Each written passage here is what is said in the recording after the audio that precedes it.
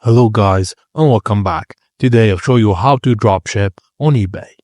eBay allows dropshipping if you source directly from wholesalers or manufacturers. Avoid listing items from other retailers like Amazon, as this violates eBay's policy.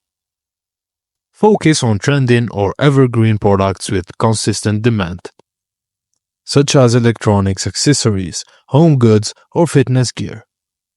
Now, find a reliable supplier like AliExpress, CJ Dropshipping, Salehu, and S-Pocket.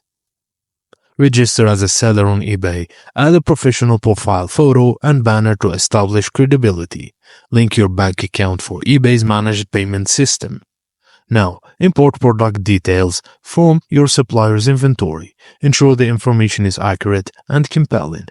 Set competitive prices and optimize for eBay's search. Now, just manage order fulfillments and handle returns and refunds if there was. And that's it, guys. Thank you for watching, and please don't forget to like and subscribe for more.